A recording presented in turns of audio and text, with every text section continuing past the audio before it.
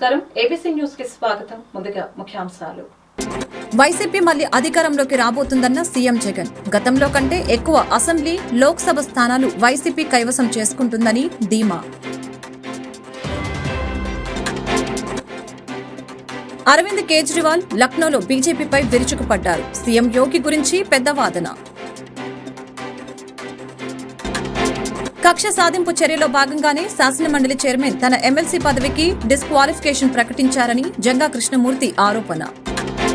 ఏపీలో కూటమి అధికారంలోకి రాబోతుంది ధీమా వ్యక్తం చేసిన టీడీపీ నేత సోమిరెడ్డి. భారతదేశ ప్రజలు కాంగ్రెస్ పార్టీ అధినేత రాహుల్ గాంధీని ప్రధానిగా చేయాలని ఆశయంతో ఉన్నారని డీసీఎంఎస్ చైర్మన్ జిల్లా కాంగ్రెస్ నాయకులు కొత్వాల శ్రీనివాసరావు తెలిపారు. పార్లమెంట్ ఎన్నికలు పూర్తయిన సందర్భంగా పాల్వంచ పట్టణానికి, మండలానికి చెందిన వందలాది మంది కాంగ్రెస్ మిత్రపక్షాల నాయకులు, కార్యకర్తలు, మైనార్టీ నాయకులు బుధవారం పాత పాల్వంచలోని కొత్వాల స్వగృహానికి వచ్చి అభినందన తెలిపారు.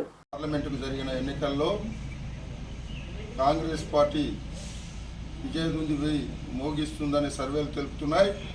అందులో భాగంగా తెలంగాణ రాష్ట్రంలో రేవంత్ రెడ్డి గారి నాయకత్వంలో సుమారు 14 నుంచి 15 సీట్లు కాంగ్రెస్ పార్టీ గెలుపొందటం ఖాయం. ఖమ్మం పార్లమెంటు నియోజకవర్గంలో అన్ని వర్గాల మద్దతుతోని కాంగ్రెస్ అభ్యర్థి రామసహాయం రఘురామరెడ్డి గారు సుమారుగా 3 నుంచి 4 లక్షల ఓట్ల మెజారిటీతో గెలుపొందడం ఖాయం అని తెలియజేస్తూ, ఈ ఎన్నికల్లో కష్టించి పనిచేసిన Congress, CPI, CPM, Kodandaram party కార్యకర్తలకు, నాయకులకు, అలాగే ఓట్లు వేసిన ప్రజలందరికీ కూడా ధన్యవాదాలు తెలియజేస్తున్నాం. జై కాంగ్రెస్, జై కాంగ్రెస్, జై కాంగ్రెస్, జై కాంగ్రెస్. దేశంలో లోక్సభ ఎన్నికల్లో 4 దశల ఓటింగ్ పూర్తి కాగా దేశం 5వ దశ పోలింగ్ కు దూసుకుపోతూ ఉంది. ఒకవైపు కాంగ్రెస్, ఎస్పీ నేతల సంయుక్త సమావేశాలు, విలేకరుల సమావేశాలు నిరంతరం జరుగుతూ ఉండగా, మరొక వైపు భారత కూటమికి చెందిన ఇతర నేతల ఉమ్మడి కార్యక్రమాలపై కూడా నిర్ణయం తీసుకుంటున్నారు. ఈ క్రమంలో కూటమిని బలోపేతం చేసేందుకు ఆప్ జాతీయ నాయకత్వ కర్త అయిన ఇవాళ లక్నో చేరుకున్నారు. ఈ సందర్భంగా ఎస్పీ అధ్యక్షునితో పాటు విలేకరుల సమావేశాన్ని ఏర్పాటు చేయడం జరిగింది. ఆయన బీజేపీపై విమర్శలు గుప్పించారు. ఈ ఎన్నికల్లో బీజేపీకి 220 కంటే తక్కువ సీట్లు వస్తాయని కేజ్రీవాల్ తెలిపారు. ఎక్కడ చూసినా వారి సీట్లు తగ్గిపోతున్నాయి. భారత్ సంకీర్ణ ప్రభుత్వాన్ని ఏర్పాటు చేస్తుందని తెలిపారు. 4 जून को इंडिया गठबंधन की सरकार बनने जा रही है और एनडीए को और बीजेपी को बहुत कम सीटें मिलने जा रही हैं. अब मैं अपने सबसे पहले पॉइंट पे आता हूं. जब 2014 में प्रधानमंत्री बने थे नरेंद्र मोदी जी, तो उन्होंने खुद एक रूल बनाया था कि भारतीय जनता पार्टी के अंदर और उनकी सरकारों में 75 वर्ष से ऊपर कोई भी व्यक्ति होगा तो उसको संगठन में और सरकार में किसी भी पद पे नहीं रखा जाएगा, उसको रिटायर कर दिया जाएगा. और उसका सबसे पहले उस रूल के तहत आडवाणी जी को और मुरली मनोहर जोशी जी को रिटायर किया गया था. और उसके बाद तमाम यशवंत सिन्हा जी, सुमित्रा महाजन जी, कई लोगों को यहाँ टिकट नहीं मिली. कई लोग जो पद पे बैठे हुए थे उनको पद से इस्तीफा दिलवा के उनको हटाया गया. ऐसे कई सारे लोग हैं. तो अब अगले साल 17 सितंबर को प्रधानमंत्री मोदी जी 75 साल के होंगे और मोदी जी ने तय कर लिया है कि अमित शाह जी को वो अपना वारिस बनाएंगे और अमित शाह जी अगले साल 17 सितंबर को देश के प्रधानमंत्री बनाने का उन्होंने तय किया है मोदी जी ने. इसके ऊपर मोदी जी पिछले 1-2 साल से लगे भी हुए हैं, क्योंकि भारतीय जनता पार्टी के अंदर अमित शाह जी के सामने जो जो बाधाएं पैदा कर सकता था नेता, एक एक करके उन सब नेताओं को साइड कर दिया गया, उनका पत्ता साफ कर दिया गया. शिवराज सिंह चौहान को हटा दिया गया, वसुंधरा राजे को हटा दिया गया, डॉक्टर रमन सिंह को हटा दिया गया, देवेंद्र फडणवीस को खत्म कर दिया गया, खट्टर साहब को खत्म कर दिया गया. एक एक करके सबको खत्म कर दिया गया. एक ही शख्स बचे हैं जो अमित शाह जी के रास्ते का कांटा बन सकते हैं. వైఎస్ఆర్ కాంగ్రెస్ పార్టీ మరొకసారి అధికారంలోకి రాబోతుందని సీఎం జగన్మోహన్ రెడ్డి మరొకసారి చరిత్ర సృష్టించబోతున్నారని చెప్పారు. గతంలో కంటే ఎక్కువ అసెంబ్లీ, లోక్సభ స్థానాలు వైసీపీ కైవసం చేసుకుంటుందని ధీమా వ్యక్తం చేశారు. బెంజ్ సర్కిల్లోని ఐపాక్ కార్యాలయానికి వెళ్లిన సీఎం వైఎస్ జగన్ వారితో కాసేపు ముచ్చటించారు. ఏపీలో వైసీపీ ప్రభంజనం సృష్టించిందని తెలిపారు. 2019లో 151 అసెంబ్లీ 22 లోక్సభ స్థానాలు గెలిచామని 2024 ఫలితాలు వెలువడిన తర్వాత దేశం మొత్తం మన వైపు చూస్తుందని తెలిపారు. ఈసారి 151 అసెంబ్లీకి పైనే గెలవబోతున్నామని 22కు పైగా లోక్సభ స్థానాలు గెలవబోతున్నామని ఆయన తెలియజేశారు. I promise that this results would ensure that the whole country would stand up and look towards Andhra Pradesh.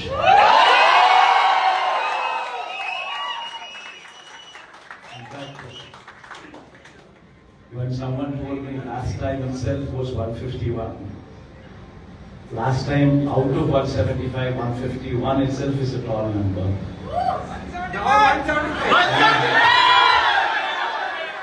When someone told me 22 out of 25 itself is a tall number.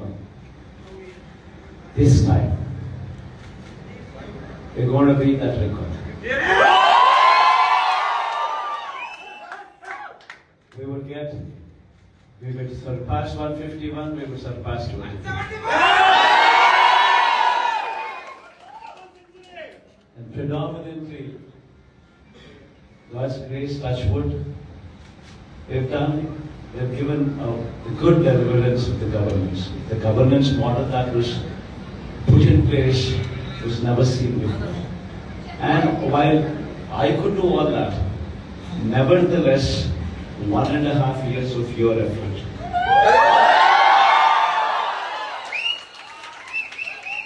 1.5 years of your effort, trying to streamline, trying to bring in more efficiency into the system that we are already in, helped us achieve this target.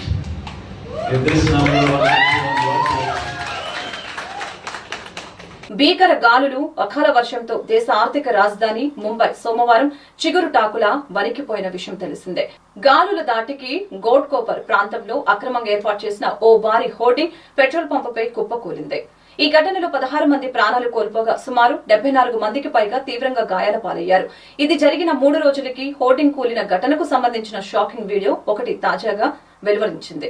16 సెకండ్ల నిడివి గల ఈ video ప్రస్తుతం నెట్టింట viral గా మారింది. కాగా petrol pump సమీపంలో సుమారు 100 అడుగుల ఎత్తైన భారీ హోర్డింగ్ ఏర్పాటు చేశారు. ఆ హోర్డింగ్ కు కార్పొరేషన్ నుంచి ఎలాంటి అనుమతులు లేవని, అక్రమంగా అక్కడ ఏర్పాటు చేశారని బీఎంసీ అధికారులు గుర్తు చేశారు. కక్ష సాధింపు చర్యలో భాగంగానే శాసన మండలి చైర్మన్ తన ఎమ్మెల్సీ పదవికి డిస్క్వాలిఫై చేశారని జంగా కృష్ణమూర్తి తెలియజేశారు. పల్నాడు అల్లర్ల నేపథ్యంలో విద్యానగర్ లో జంగా కృష్ణమూర్తిని పోలీసులు హౌస్ అరెస్టు చేశారు. శాసన మండలి చైర్మన్ జంగా కృష్ణమూర్తిపై వేసిన అనర్హత వేటుపై జంగా కృష్ణమూర్తి స్పందిస్తూ గతంలో పార్టీ పెట్టిన సమయంలోనే జగన్మోహన్ రెడ్డికి తాను మద్దతు ఇచ్చినట్లు చెప్పారు. బీసీ వర్గాల కోసం తనకు ఎమ్మెల్సీ పదవి ఇచ్చారని, ఇప్పుడు డిస్క్వాలిఫై చేయడం అంటే బీసీ వర్గాలను అవమానించినట్లేనని తెలియజేశారు. ఎప్పుడు లేని విధంగా బీసీల సీట్లలో మార్పులు చేశారని, న్యాయ సలహాలు తీసుకుని తదుపరి కార్యాచరణ ప్రకటిస్తామని తెలిపారు. పల్నాడు ప్రాంతంలో జరుగుతున్న అల్లర్లు దారుణమని తెలిపారు. దీనిపై అందరూ సంయమనం పాటించాలని కోరారు. జరిగిన ఎన్నికల్లో ఎన్డీఏ కూటమి ఆధ్వర్యంలో చంద్రబాబు నాయుడు ముఖ్యమంత్రి అవుతారని అన్నారు. ఇది ఆయన మాట్లాడారు. అంటే అప్పుడు 6 నెలలకి, అంటే ఆ రోజున శ్రీనివాసరెడ్డి గారికి నసరావుపేట స్థానికంగా ఎమ్మెల్యే ఉన్నాడు, ఎమ్మెల్యే ప్రకటిస్తూ, ఆ తర్వాత మహేష్ రెడ్డి గారిని తీసుకొచ్చేసి గురజాలు పంపిస్తూ, ఎమ్మెల్సీలు ఖాళీగా ఉన్నప్పుడు కూడా ఎలక్షన్ తదుపరి 6 నెలలకి తర్వాత నన్ను పక్కన కూర్చోబెట్టి మాట్లాడతామంటే అలా పదవి లేనట్లే కదా, ఎమ్మెల్సీ సంబంధించి ఇవ్వాలంటే ఆలోచన లేనట్టే కదా. ఆ తర్వాత ఎందుకు ఇచ్చారు? రాష్ట్ర వ్యాప్తంగా తిరిగాం, బీసీ వర్గాల ఐక్యతపరిచాం, బీసీ వర్గాలకు సంబంధించి జీవన విధానాలు, ఆర్థిక పరిస్థితులు మొత్తం కూడా అధ్యయనం చేసేసి ఏ విధంగా వారి జీవన విధానాల్లో మార్పు రావాలా, వాళ్ళ ప్రామాణిక జీవన ప్రమాణాలు ఏ విధంగా పెంపొందించాలా ఆలోచనతో ఆర్థికంగా అనే విధాలు కూడా అధ్యయనం చేసిన పరిస్థితుల్లో బీసీ గర్జనలో ప్రకటించారు. అంటే బీసీ గర్జనలో ప్రకటించే కారణం ఏంటి? బీసీ గర్జనలో ప్రకటించినట్లయితే బీసీ వర్గాలకు ఒక విశ్వాసాన్ని, ఒక భరోసాన్ని కలిగించడం కోసం అనేటువంటి విధంగా కూడా ప్రకటించడం జరిగింది. ప్రకటించిన తర్వాత కూడా తప్పనిసరి కూడా ఈ రాష్ట్రంలో బీసీ వర్గాలకు సంబంధించిన వాళ్ళందరూ కూడా జగన్మోహన్ రెడ్డి గారి గెలుపులో అందరూ భాగస్వాములయ్యా, గెలిపించుకున్నాం. అది వాస్తవం. అయితే నేనేమంటున్నానంటే ఈరోజు ఆ పదవి నేను అనేక పర్యాలు కూడా చెప్పాను. ఎమ్మెల్సీ పదవి అనేది నాకు వ్యక్తిగతంగా ఇచ్చింది కాదు, బీసీ వర్గాలు చూసి ఇచ్చినటువంటి పదవి కాబట్టి అది బీసీ వర్గాలకు సంబంధించిన పదవి, కానీ నాకు వ్యక్తిగతంగా ఇచ్చిన పదవి కాదని చెప్పాను కూడా ఆలోచన. నేను ఈరోజు మాట్లాడతాను, నా పదవిని ఈరోజు డిస్క్వాలిఫై చేయటం అంటే చైర్మన్ గారి మీద ఒత్తిడి తీసుకొచ్చి డిస్క్వాలిఫై చేయటం అంటే అది బీసీ వర్గాల చేత కూడా అవమానించే పరిస్థితి కూడా మాట్లాడుతున్నటువంటి పరిస్థితి ఉంది. నేను అడుగుతున్నాను, ఈ రోజున ఎంతమంది రాజీనామా చేసినటువంటి వాళ్ళు ఎమ్మెల్యేలకు సంబంధించి కానీ ఎంతమంది రాజీనామా చేసి సంవత్సరాలు తడబడినప్పుడు కూడా ఎందుకు మీరు డిస్క్వాలిఫై చేయకూడదు, ఎందుకు పదవి రద్దు చేయలేదు? కేవలం బీసీ వర్గాలకు సంబంధించి వాళ్ళు కనపడుతున్నారా? ఈరోజు నేను చెప్తున్నాను, 4-3 సంవత్సరాల క్రితం కూడా వంశీకి సంబంధించి కానీ మధ్యాలగిరికి సంబంధించి కానీ వాళ్ళకి సంబంధించి కూడా తెలుగుదేశం పార్టీలోని వైఎస్ఆర్ కాంగ్రెస్ పార్టీ మీరు చేర్చుకొని అనేక విధాలు చేర్చుకున్నప్పుడు ఇప్పటి వరకు వాళ్ళ మీద ఎందుకు సంబంధించినటువంటి డిస్క్వాలిఫికేషన్ చేయలేదు కూడా నేను అడుగుతున్నాను. అంటే కేవలం బీసీ వర్గాల మీద కక్ష సాధింపు చర్యగా భావించాల్సిన అవసరం ఉందనే విషయం కూడా చాలా స్పష్టంగా కనపడుతుంది. అంతేకాకుండా ఇంకొక విషయం మనం చేస్తున్నాం, ఎందుకంటే ఈ రాష్ట్రంలో చూడండి బీసీ వర్గాల నాయకత్వాన్ని ఏమాత్రం కూడా ఎదగనేటువంటి పరిస్థితి కనపడుతుంది. దానికి ఉదాహరణ ఎంతోమంది ఎమ్మెల్యేలు ఎంపీలు షఫ్లింగ్ చేశారు. ఎప్పుడు లేనట్టు ఈ దేశంలో లేని ఒక సిస్టమ్. ఏపీ ఎమ్మెల్సీ జంగా కృష్ణమూర్తిపై అనర్హత వేటు పడింది. ఆయనపై వేటు వేస్తూ శాసనమండలి చైర్మన్ మోషన్ రాజు నిర్ణయం తీసుకున్నారు. పార్టీ ఫిరాయింపుల నిరోధక చట్టం ఆధారంగా ఆయన అనర్హత వేటు వేశారు. వైసీపీ తరపున గెలిచిన జంగా కృష్ణమూర్తి టీడీపీలో చేరారు. దీంతో ఆయనపై శాసనమండలి చైర్మన్ కు వైసీపీ ఫిర్యాదు చేసింది. పార్టీ ఫిరాయింపుల నిరోధక చట్టం ప్రకారం విచారణ జరిపి కృష్ణమూర్తిపై చర్యలు తీసుకోవాలని ఫిర్యాదులో పేర్కొన్నారు. ఈ క్రమంలో విచారణ జరిపిన మండలి చైర్మన్ చివరకు కృష్ణమూర్తిపై వేటు వేశారు. ఏపీలో కూటమి అధికారంలోకి రాబోతుందని టీడీపీ నేత సోమిరెడ్డి ధీమా వ్యక్తం చేశారు. 135 స్థానాల్లో కూటమి అభ్యర్థులు గెలవబోతున్నారని చెప్పారు. వైసీపీకి ఘోర పరాభవం తప్పదని అన్నారు. టీడీపీ నేత సోమిరెడ్డి ఈ రోజు మీడియాతో మాట్లాడారు. జగన్ కు తల్లి, ఇద్దరు చెల్లెలు కూడా వ్యతిరేకంగా ఉన్నారని ఎద్దేవా చేశారు. ఈ ఎన్నికలు అహంకారానికి, ఆత్మగౌరవానికి మధ్య జరిగినవని చెప్పారు. అరాచక పాలనను తరిమికొట్టేందుకు ఓటింగ్ శాతం కట్టలు తెంచుకుందని తెలిపారు. దాడులకు పాల్పడుతూ అరాచకం సృష్టిస్తున్న వైసీపీ నేతలు ఇకనైనా తగ్గాలని, లేదంటే జూన్ 4 తర్వాత తగిన మూల్యం చెల్లించుకుంటారని సోమిరెడ్డి హెచ్చరించారు. చట్టాన్ని జగన్ కాళ్ల కింద నలిపేశాడని, ఐఏఎస్, ఐపీఎస్ లను కూలీల కింద మార్చారని విమర్శించారు. శాసనసభలో తీసుకున్న నిర్ణయాలను చెత్తబుట్టలు పడేశారని అన్నారు. నాడు బీహార్ ఎలా ఉందో నేడు ఏపీని అలా తయారు చేశారని దుయ్యబట్టారు. బయటికి వెళితే ఏపీ అంటే తలదించుకునే పరిస్థితికి జగన్ దిగజార్చారని చెప్పారు. సచ్చిందా ఆంధ్రప్రదేశ్లో? ఏమనుకుంటున్నారు మీరు? అన్ఫార్చునేట్. ఈ విషయంలో నేనేమంటాను, రేపు మా గవర్నమెంట్ వస్తుంది, నో డౌట్. మినిమం 135 వస్తున్నాయి. మీ మాదిరిగా వై నాట్ 175 ఈ మేము చెప్పటంలే. మీకు కడపలో మీ పరిస్థితి ఏంటి? కడపలో కనుమరుగయ్యే పరిస్థితి వచ్చింది. నేనేం చెప్పాడు జగన్మోహన్ రెడ్డి, కడప సిటీలో మా అంజాద్ బాషా తప్పులుంటే మన్నించండి, నన్ను చూసి ఓటేయండి అని చెప్పుకోవాల్సి వచ్చింది ఒక డిప్యూటీ సీఎం కాన్స్టిట్యున్సీలో. మీ చెల్లెళ్ళు ఇద్దరు చెల్లెళ్ళు, మీ తల్లి నీకు వ్యతిరేకంగా, మీ తల్లి ఆశీర్వదించింది నీకు వ్యతిరేకంగా, నీ పార్టీకి వ్యతిరేకంగా. ఇంకా అంతకంటే ఇంకేం కావాలా? కానీ కడపలో నీ సంగతి చూసుకో, మిగతా పడలే. కడప పార్లమెంట్లో మాకు మెజారిటీ సీట్లు వస్తున్నాయి. కడప పార్లమెంట్లో నెల్లూరు జిల్లాలో చెప్తుండా, ఉమ్మడి నెల్లూరు జిల్లాలో 10కి 10 వస్తున్నాయి. 10కి 10. ఎక్కడ మీరు గెలిచేది? మీరు దాడులు చేసేది 20 రోజుల తర్వాత మమ్మల్ని ధర్మేసేది ఇంపాసిబుల్. మేము అధికారంకి వస్తున్నాం, మేము వచ్చి మీ మీద దాడులు చేసేదానికి కాదు, రాష్ట్రాన్ని బతికించేదానికి, రాష్ట్రాన్ని గాడిలో పెట్టేదానికి, ఈ దుర్మార్గుల నుంచి కాపాడేదానికి. మేము కూడా 40 years నుంచి రాజకీయాలు చూస్తున్నాం. కాంగ్రెస్లో చూసాము, తెలుగుదేశం చూసాము. ఏంటి ఇది దుర్మార్గం? ఏంది మీకు? అసలు ఆ మనిషికి ఉండాల్సిన గుణాలు లేవా? నీకు ఇక్కడ హృదయం లేదా? మనుషుల్ని సస్తా ఉంటే నువ్వు హ్యాపీగా ప్యాలెస్లో కూర్చొని ఎంజాయ్ చేస్తున్నావా? మీరు చీఫ్ మినిస్టర్కి ఉండాల్సిన గుణాలు నీకుండాయా? కానీ మాకు కడుపు మండిపోతుంది. ఇప్పుడు సర్వేపల్లిలో ఎంతమందిని బయట నుంచి గూండాలను తీసుకొచ్చి తరిమి కొడతా ఉంటే పోలీసులు వచ్చేసి మేనమేషాలు లెక్క పెట్టుకుంటున్నారు. ప్రతి కాన్స్టిట్యున్సీలో ఎక్కడ ప్రశాంతంగా ఉంది వాతావరణం? కానీ ఫైనల్గా నేను చెప్పేది ఏంటంటే, కంట్రోల్లో ఉండండి. ఇంకో 17 రోజులు ఉంది కౌంటింగ్. ఒళ్ళు దగ్గర పెట్టుకొని ఉండండి, ఒళ్ళు దగ్గర పెట్టుకోండి. ఎమ్మెల్యేలు, మంత్రులు అందరికీ చెప్తుండా, జాతీయ డెంగ్యూ దినోత్సవం గుంటూరులో అమరావతి రోడ్డు నందు గల అర్బన్ ప్రైమరీ హెల్త్ సెంటర్ నందు ఈ రోజు జరిగింది. జిల్లా వైద్య ఆరోగ్య శాఖ ఆధ్వర్యంలో సమాజ భాగస్వామ్యంతో డెంగ్యూ వ్యాధిని నివారిద్దాం అనే నినాదంతో అవగాహన ర్యాలీ చేపట్టారు. పరిసరాలను పరిశుభ్రంగా ఉంచుకోవడం వలన దోమల వ్యాప్తిని అరికట్టవచ్చని డిఎంహెచ్ఓ డాక్టర్ విజయలక్ష్మి తెలిపారు. తర్వాత ఒక పబ్లిక్ మీటింగ్ కండక్ట్ చేసి ఈ డెంగ్యూ మీద రాకుండా తీసుకోవాల్సిన జాగ్రత్తల మీద అవగాహన కల్పించడం జరుగుతుంది. సో మనకి ఇప్పటి వరకు చూసుకుంటే డెంగ్యూ మనకి కేసెస్ కొంచెం తక్కువే ఉన్నా వర్షాలు పడిన తర్వాత ఎక్కువగా వస్తుంది. కాబట్టి ఇది ఎక్కువగా అర్బన్ ఏరియాలో వస్తుంది. నీటి నిల్వలు ఉన్న చోట, తర్వాత మనకి నీటి గుంటలు ఇలాంటివన్నీ ఉన్న చోట వస్తుంది. సో ప్రజలందరికీ రిక్వెస్ట్ చేసేది ఎక్కడైనా నీటి నిల్వలు ఉండకుండా చూడటము, తర్వాత మన పరిసరాలన్నీ కూడా పరిశుభ్రంగా ఉంచుకోవటము, తర్వాత మనం పర్సనల్ కేర్ ఇంటి తలుపులకు మెష్లు అవి పెట్టుకోవటము, తర్వాత ఈవినింగ్ 4 to 7, మార్నింగ్ 6 to 7 ఆ టైంలో దోమలు లోపలికి వస్తుంటాయి. ఆ టైంలో విండోస్ అవి పెట్టి క్లోజ్ చేసుకొని ఉంటే దోమలు రాకుండా ఉంటాయి. పిల్లలు ఆడుకునేటప్పుడు ఫుల్ స్లీవ్స్ అవి పెట్టి కవర్ చేసి పంపిస్తే వాళ్ళకి దోమకాటు నుంచి తప్పించుకోవచ్చు. ఈ పర్సనల్ చిన్న చిన్న చిట్కాల ద్వారా దోమ కొట్టకుండా చేసుకోవచ్చు. ప్రజలందరినీ కూడాను ఈ మన పరిశుభ్రంగా ఉంచుకోవటము, నీటి నిల్వ లేకుండా చేసుకొని ఈ దోమకాటు గురి కాకుండా ఉండవలసిందిగా కోరుకుంటున్నాను. 16వ తారీఖున జాతీయ డెంగ్యూ దినోత్సవం కార్యక్రమం జరుపుకోవటం జరుగుతుంది.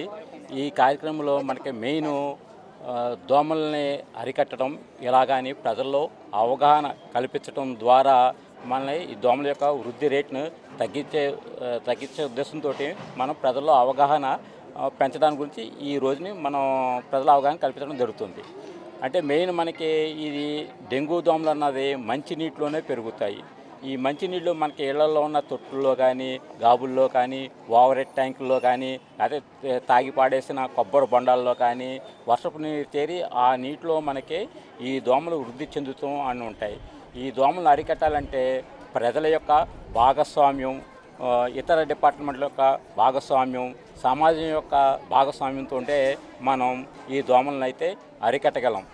ఇది మనకి మెయిన్ ఈ నీటి నిల్వలు ఎటువంటి ఉన్నాయో అవి వారానికి ఒకసారి డంపింగ్ పాత నీరు నిల్వలో తొలగించుకుని కొత్త నీటి నిల్వలో మనం పట్టుకున్నట్లయితే వారంలో ఒకరోజు ప్రతి శుక్రవారం ఇలా చేసుకున్నట్లయితే మనకి దోమ యొక్క లైఫ్ సైకిల్ని బ్రేక్ చేయగలం. దోమ యొక్క లైఫ్ సైకిల్లో ముఖ్యంగా 4 దశలు ఉంటాయి. గుడ్డు, లార్వా, ప్యూపా, 4వది ఇమాగోదశ. దీంట్లో 3 దశలు గుడ్డు, లార్వా, ప్యూపా ఈ 3 కూడా మనకి నీటిలోనే ఉంటాయి. ఈ నీరు ఎప్పుడైతే మనం కింద ఉప్పేసినప్పుడు ఆ నీరు భూమి పీల్చేసుకుని పైన ఈ గుడ్డు కానీ, లార్వా కానీ, ప్యూపా కానీ చనిపోవడం జరుగుతుంది. ఏ విధమైన మందు వాడక్కర్లేకుండా ఈ కార్యక్రమం మనం చేయటం వల్ల తద్వారా పెద్ద దోమ తయారవకుండా ఉంటుంది. దానివల్ల మనకి డెంగ్యూ జ్వరాలు కానీ, మలేరియా జ్వరాలు కానీ రాకుండా అరికట్టవచ్చు. దీనికి మెయిన్ ప్రజల యొక్క భాగస్వామ్యం, ప్రజల యొక్క ఇన్వాల్వ్మెంటు కావాలి. వాళ్ళ ఇన్వాల్వ్మెంట్ అయితేనే ఈ కార్యక్రమం సుసాధ్యం చేయగలం. ఎన్నికల ముందు ఆంధ్రప్రదేశ్ ప్రభుత్వ ముఖ్య కార్యదర్శి హడావుడి చేసి ఎన్నికల లబ్దిదారులకి 14,165 కోట్లు వెంటనే చెల్లించడానికి ప్రయత్నించారని, ఎన్నికల సంఘం ఎన్నికల అనంతరం లబ్దిదారులకు పంపిణీ చేయాలని ఆదేశించినా ఇప్పటివరకు ఆ వైపు దృష్టి మళ్లించలేదని సిటిజన్స్ ఫర్ డెమోక్రసీ సంయుక్త కార్యదర్శి వల్లంరెడ్డి లక్ష్మణరెడ్డి తెలిపారు. ఈ నెల 16వ తేదీ ఉదయం గుంటూరులో సిటిజన్స్ ఫర్ డెమోక్రసీ కార్యాలయంలో జరిగిన మీడియా సమావేశంలో ప్రసంగించారు.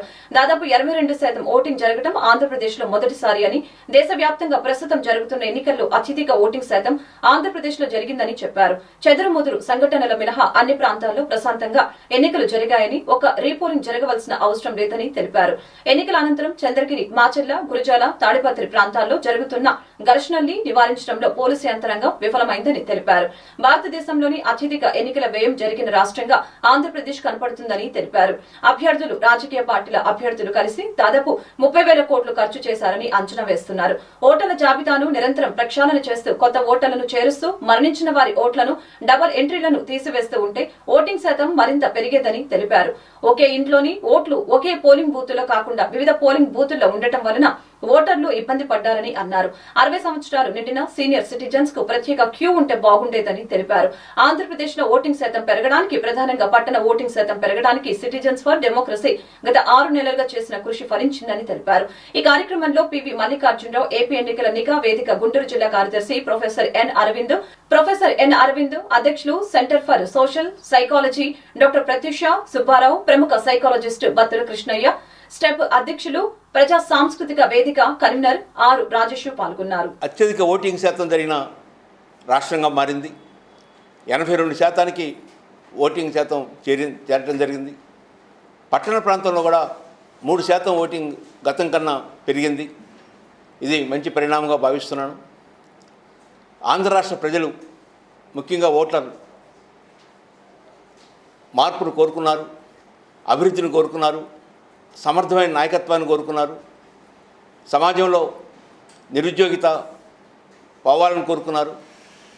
ప్రస్తుతం అనేక సమస్యలు, పోలవరం కావచ్చు, అమరావతి కావచ్చు, ఆర్థిక అసమానతలు కావచ్చు, ప్రాంతీయ అసమానతలు కావచ్చు, పరిశ్రమలు రాకపోవడం కావచ్చు, పెట్టుబడులు రాకపోవడం కావచ్చు, ఇలాంటి అనేక సమస్యల మీద స్పందించడం జరిగింది.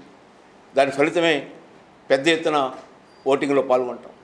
ఉదయం 7 గంటలకే బారులు తీరి కొన్ని వందల మీటర్ల దూరం క్యూలో నుంచున్నారు. రాత్రి 11-12 కూడా కొన్ని చోట్ల పోలింగ్ జరుగుతూ ఉంది.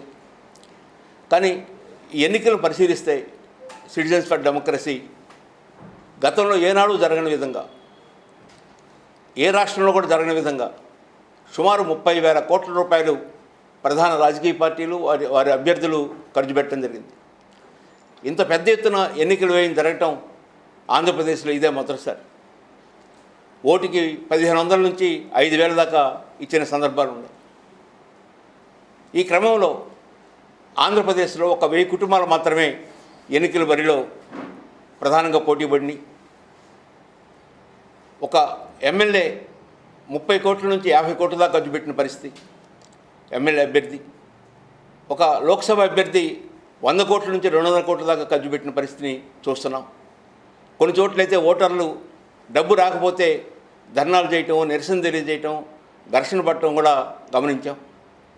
అంటే ప్రజల్లో డబ్బు తీసుకోవడం తప్పు అనే భావజాలం కన్నా డబ్బు తీసుకుంటే తప్పేమీ లేదు, అందరూ ఇస్తున్నారు కదా అనే భావనని రాజకీయ పార్టీలు కొన్ని దశాబ్దాల కాలంగా తీసుకురావడం జరిగింది. ఎన్నికల సందర్భంలో రాష్ట్ర చీఫ్ సెక్రటరీ జవహర్ రెడ్డి గారు ఎంతో గట్టిగా ప్రయత్నించారు. పేద ప్రజలకి, లబ్ధిదారులకి 14,105 కోట్ల రూపాయలు ఎన్నికలకు 2-3 రోజుల ముందే వారి అకౌంట్లో వేయాలని, చాలా కాలం నుంచి పెండింగ్లో ఉన్న ఆ స్కీమ్స్, ఆ లబ్ధిదారులకి ఆ అమౌంట్ చెందాలని తపన పడ్డాడు. కానీ ఎన్నికల కమిషన్ ఇప్పుడు ఎన్నికల సందర్భంగా అలా ఇస్తే ఓటర్లు ప్రభావితం అయ్యే అవకాశం ఉంది, ఎన్నికలైన మరుసటి రోజు మీరు ఇవ్వచ్చు, అభ్యంతరం లేదని ఆదేశించింది. కానీ ఇప్పుడు ఎన్నికలు జరిగి 3 రోజులు అయింది. ఇప్పటి వరకు ఆ 14,165 కోట్ల రూపాయలు లబ్ధిదారులకు ఇవ్వాలనే ప్రయత్నం కానీ, ఆ ఆలోచన కానీ, ఆ రకంగా ఫైలు మూవ్ కావటం కానీ జరగలేదు.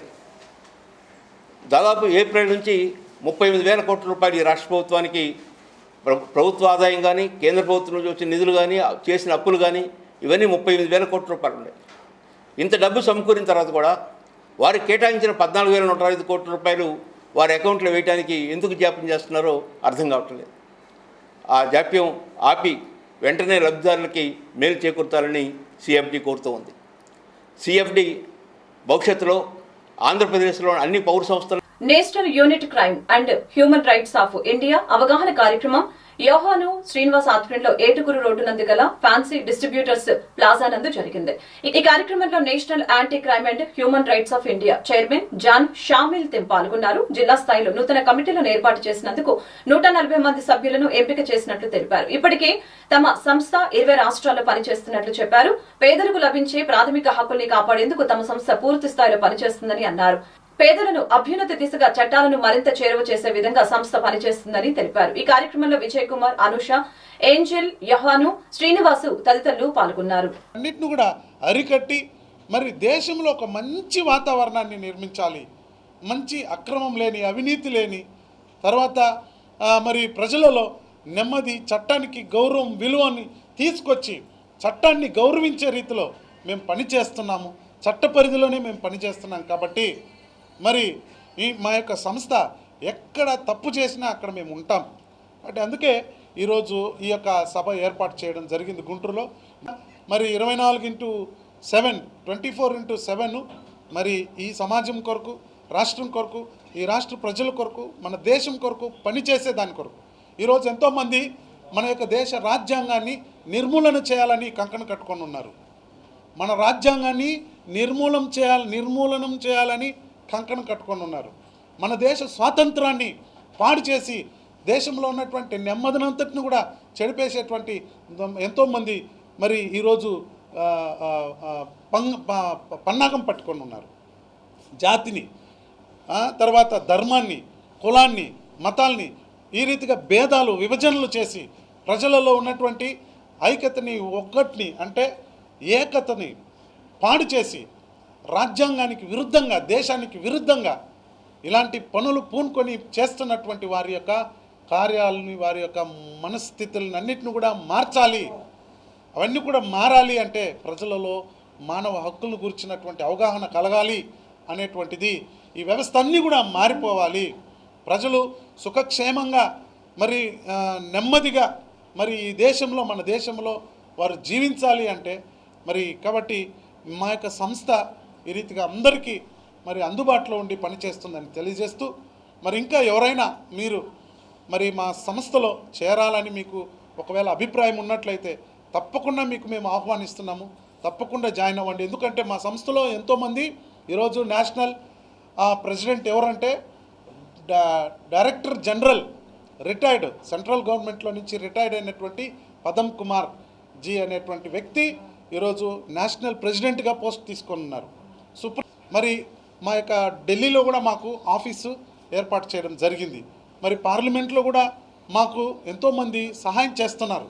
ఎందుకంటే సంస్థ మంచి పేరుంది, మంచి ప్లాట్ఫామ్ ఉంది, మంచి రీతిగా ఈ యొక్క సంస్థ పనిచేస్తుంది అన్నటువంటి ఉద్దేశంతో ఎంతోమంది మరి సహాయం చేస్తున్నారు. కాబట్టి దయచేసి మీరందరూ కూడా ఒకవేళ మీకు ఈ సంస్థలో చేరాలనుకొని మీకు అభిప్రాయం ఉన్నట్లయితే దయచేసి మీరు మా యొక్క సంస్థలో జాయిన్ అవ్వండి. మేము మా యొక్క వెబ్సైట్ కూడా ఇక్కడ ఉంటుంది. వెబ్సైట్ కాంటాక్ట్ నెంబర్స్ అన్నీ ఉన్నాయి. ఆ కాంటాక్ట్లో మీరు కాంటాక్ట్ చేసి మీరు సభ్యత్వం తీసుకోవాలనుకుంటే మీరు జాయిన్ అవ్వచ్చు. మేము మీకు గౌరవిస్తాం, మిమ్మల్ని మేము ఆహ్వానిస్తున్నాం. అదే రీతిగా మీడియా మిత్రులు కూడా మీరు దయచేసి మా యొక్క సంస్థని కొంచెం ఎక్స్పోజ్ చేసినారంటే మరి ఎంతోమందికి మేము ప్రయోజనపడతాము. మీ ద్వారా కూడా మేము సేవ చేసినట్లు అవుతుంది అని చెప్తూ మీ అందరికీ కూడా నా హృదయపూర్వకమైన ధన్యవాదాలు తెలియజేసుకుంటూ నేను ఈ మాటలు ముగిస్తున్నాను. వార్తలు ముగించే ముందు ముఖ్యాంశాలు మరొకసారి. వైసీపీ మళ్లీ అధికారంలోకి రాబోతుందన్న సీఎం జగన్. గతంలో కంటే ఎక్కువ అసెంబ్లీ, లోక్సభ స్థానాలు వైసీపీ కైవసం చేసుకుంటుందని ధీమా. అరవింద్ కేజ్రీవాల్ లక్నోలో బీజేపీపై విరుచుకుపడ్డారు. సీఎం యోగి గురించి పెద్ద వాదన. కక్ష సాధింపు చర్యలో భాగంగానే శాసనమండలి చైర్మన్ తన ఎమ్మెల్సీ పదవికి డిస్క్వాలిఫికేషన్ ప్రకటించారని జంగా కృష్ణమూర్తి ఆరోపణ. ఏపీలో కూటమి అధికారంలోకి రాబోతుంది ధీమా వ్యక్తం చేసిన టీడీపీ నేత సోమిరెడ్డి. ఈ వార్తలు ఇంతటితో సమాప్తం. మరొక బులెటిన్లో మళ్ళీ కలుద్దాం. నమస్కారం.